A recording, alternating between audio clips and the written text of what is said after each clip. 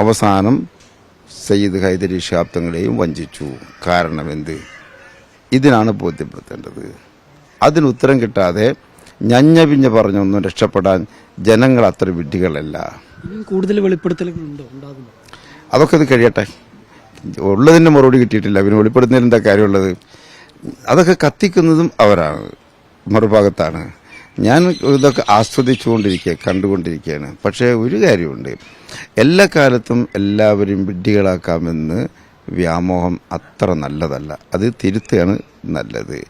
എന്നും സമസ്തയോ അല്ലെങ്കിൽ ഓരോ സംഘടനകളൊക്കെ തന്നെ അവരുടെ പാർട്ടികളാക്കാം, വിറക് വെട്ടികളും വെള്ളം കോരികളൊക്കെ ആക്കി മാറ്റാമെന്നൊരു ചിന്തയുണ്ടല്ലോ.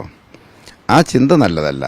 മറ്റൊന്നുള്ളത് ധാർഷ്ട്യം, അതും അവസാനിക്കേണ്ടതാണ്. ഞങ്ങൾ ഏത് കൊള്ളിക്കോലിനെ കൊണ്ടുവച്ച് നിർത്തിയാലും ഞങ്ങൾ രാജ്യത്ത് വോട്ട് ചെയ്ത് വിജയിച്ചാൽ ജനതയോട് പ്രതിബദ്ധതയില്ല, നാട്ടുകാരോടുള്ള വോട്ട് ചെയ്ത വോട്ടർമാരോട് പ്രതിബദ്ധതയില്ല. അതിൻ്റെ ഒന്നും ആവശ്യമില്ല. അതുകൊണ്ട് ഞങ്ങൾ ഏത് കൊള്ളിക്കോലിനെ കൊണ്ട് നിർത്തിയാലും അത് വോട്ട് ചെയ്ത് ജയിപ്പിച്ചോളും എന്നുള്ള അഹന്തയുണ്ടല്ലോ. ആ അഹന്തയുടെ കടക്കൽ കോടാലി വീഴും ഇത്തവണ. അത് തന്നെയാണ് പ്രതീക്ഷ. ഈ സമസ്തയിലൊരു വിഭാഗം താങ്കൾക്ക് വേണ്ടി പ്രചരണത്തിന് ഇറങ്ങി എന്നുള്ള അഭ്യൂഹങ്ങളൊക്കെ ഉണ്ടായിരുന്നു. അത് വസ്തുതാപരമായിട്ടുള്ളതാണ്. സമസ്തയിലെ ആളുകൾ പലർക്കും പ്രചരണത്തിന് ഇറങ്ങിയിട്ടുണ്ടാവാം. എനിക്ക് വേണ്ടി, മറുഭാഗത്തിന് വേണ്ടി, അല്ലാത്തവർക്ക് വേണ്ടി. സമസ്തയിലെ ആൾക്ക് അവർക്ക് രാഷ്ട്രീയമുണ്ടല്ലോ. അവരുടെ രാഷ്ട്രീയം സമസ്തയുടെ സ്വന്തമായ രാഷ്ട്രീയമല്ല. സമസ്തയുടെ അംഗങ്ങൾക്ക് ഏത് രാഷ്ട്രീയ പാർട്ടിക്കും വേണമെങ്കിൽ പ്രവർത്തിക്കാം, വർക്ക് ചെയ്യാം, അവർക്ക് വോട്ട് ചെയ്യാം. അതിന് സ്വാതന്ത്ര്യം അവർക്കുണ്ട്. കഴിഞ്ഞ കാലങ്ങളിൽ മുസ്ലിം ലീഗിന് വന്ന സമസ്തയിൽ നിന്നുള്ള വോട്ടുകളിൽ താങ്കൾക്ക് വോട്ട് ഷെയർ ഉണ്ടാകുമെന്നാണ്. അതന്നെ. അത് സമസ്തയെന്നല്ല, കഴിഞ്ഞ തവണ മുസ്ലിം ലീഗിന് കിട്ടിയ വോട്ട് ഷെയർ ഉണ്ടല്ലോ, അതിന് എനിക്ക് ഒഴുക്കുണ്ടാവും. ചെറിയതല്ല, നല്ല ഒഴുക്കുണ്ടാവും. വലിയ പ്രതീക്ഷയിലാണ് അവസാന ഘട്ടത്തിൽ. തീർച്ചയായും വലിയ പ്രതീക്ഷയിലാണ്. എന്തെല്ലാം കിംവദന്തികൾ അവസാനമാകുമ്പോഴേക്ക് കള്ളത്തരങ്ങളും ഫേക്ക് നോട്ടീസുകളും സമസ്തയുടെ പേരിൽ അല്ലാത്ത പേരിൽ ഓരോന്ന് പടച്ചുവിടുകയല്ലേ ഡേന്ന്. അതൊക്കെ പരാജയം മുന്നിൽ കണ്ടപ്പോൾ ഉണ്ടായിരുന്ന വിഭ്രാന്തി മാത്രമാണ്. ഞാൻ പറഞ്ഞ ചോദ്യങ്ങളിൽ നിന്ന് ഇപ്പോഴും അവസാനം കുഞ്ഞാലി സാഹിബിന്റെ പത്രസമ്മേളനത്തിൽ ഒളിച്ചോടിക്കല്ലേ.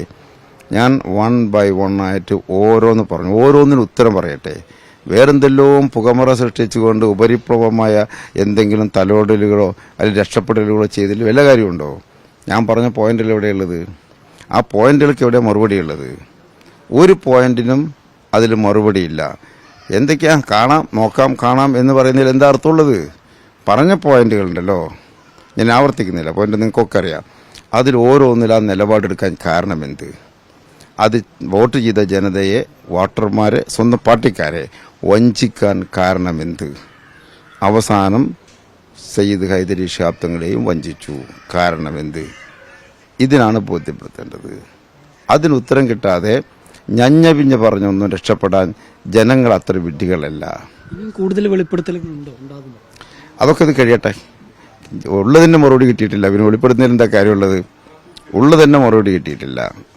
അതവർക്ക് ജനം പഠിപ്പിച്ചു കൊടുക്കും.